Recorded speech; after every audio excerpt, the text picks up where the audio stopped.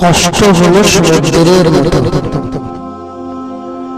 এটা সর্বদাই প্রবাহিত হতে থাকে। কখনো এটা আসে শান্ত পানির মতো, আবার কখনো সাইক্লোনের মতো ঝড়।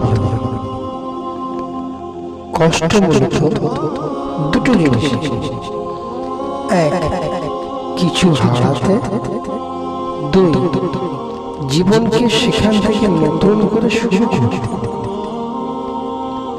সময় বদলে যায় জীবনের সঙ্গে, জীবন বদলে যায় সম্পর্কের সঙ্গে, সম্পর্ক বদলে যায় আপনজনের সঙ্গে, আপনজন বদলে যায় সময়ের সঙ্গে।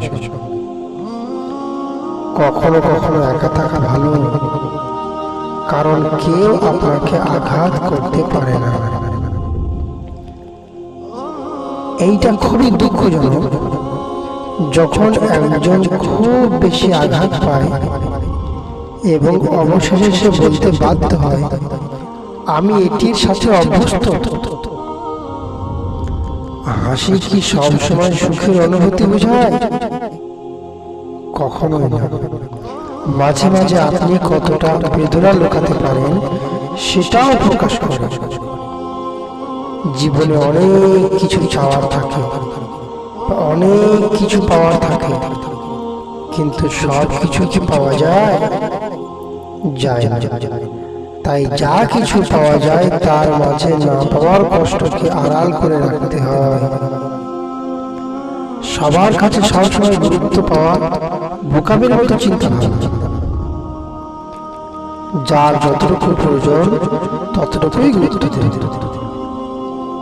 আপনার প্রয়োজন না হওয়া পর্যন্ত আপনাকে কেউই গুরুত্ব দেবে না, বরং সবাই এড়িয়ে চলে যাবে। লোকেরা সহজেই দূরে চলে যায়, তবে তারা তাদের স্মৃতি আমাদের জন্য চিরতরে ছেড়ে দেয়। লোকেরা যখন আপনার থেকে দূরে যেতে পারে তাদের চলতে দিন।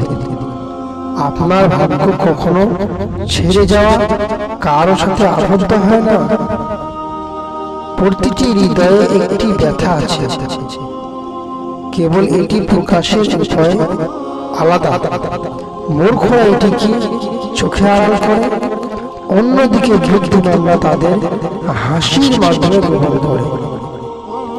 আমি থাকবো না, এর চেয়ে আনন্দ আর কি হতে পারে? পৃথিবীটা সারা জীবন না থাকারই জায়গা।